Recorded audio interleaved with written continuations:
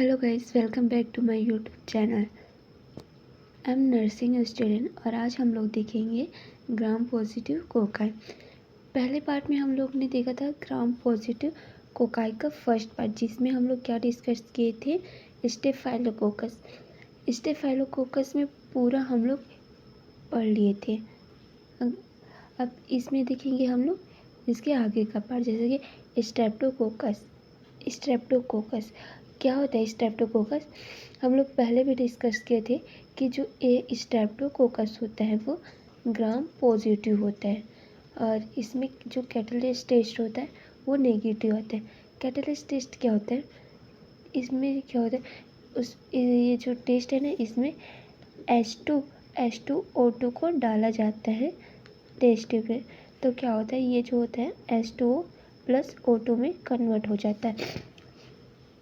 O2 में convert होने की वजह से स्लाइड जो ये ट्यूब है उसमें बुलबुला दिखाई देता है। अगर बुलबुला दिखाई दिया उसका मतलब है कि जो कैटलिस्ट टेस्ट है वो पॉजिटिव है, लेकिन स्ट्रेप्टोकोकस में ये बुलबुला दिखाई नहीं देता है, इसलिए ये नेगेटिव है।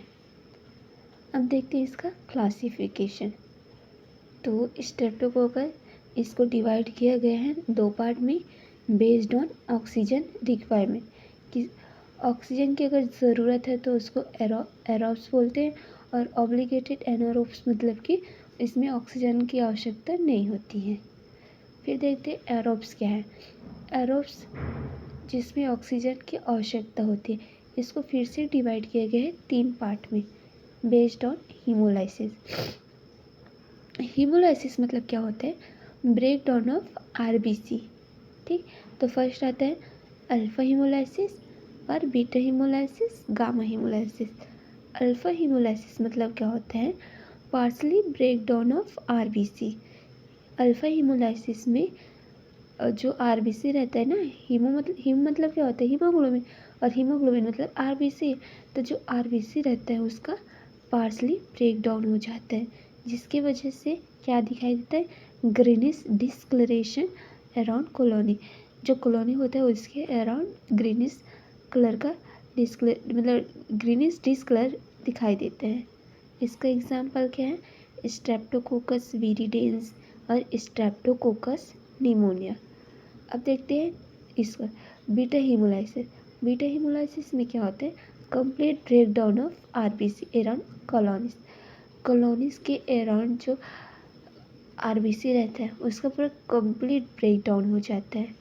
इसको कौन से ग्रुप में रखा गया है? लेंसीफील्ड ग्रुपिंग। ये लेंसीफील्ड ग्रुपिंग एक वर्गीकरण है, मतलब क्लासिफिकेशन है, जिसमें इसको स्ट्रेप्टोकोकस आता है। स्ट्रेप्टोकोकस में जो सेल वॉल रहता है ना, उसमें सी कार्बोहाइड्रेट एंटीजन पाया जाता है। उसके बेस पर ये जो स्ट्रेप्टोकोकस है उसको लेंसीफील्ड ग्रुप में रखा गया है। इसका एग्जाम्पल है स्ट्रेप्टोकोकस पायरेजेंस। हम देखते हैं गामा हीमोलाइसिस। इसमें कोई भी आरबीसी का ब्रेकडाउन नहीं होता है। इसका एग्जाम्पल है एंटेरोकोकस। यदि ये वीडियो आपके लिए हेल्पफुल रहा होगा तो लाइक कीजिए, सब्सक्राइब कीजिए और ज़्यादा से ज़्यादा शेयर कीजिए। Thank you.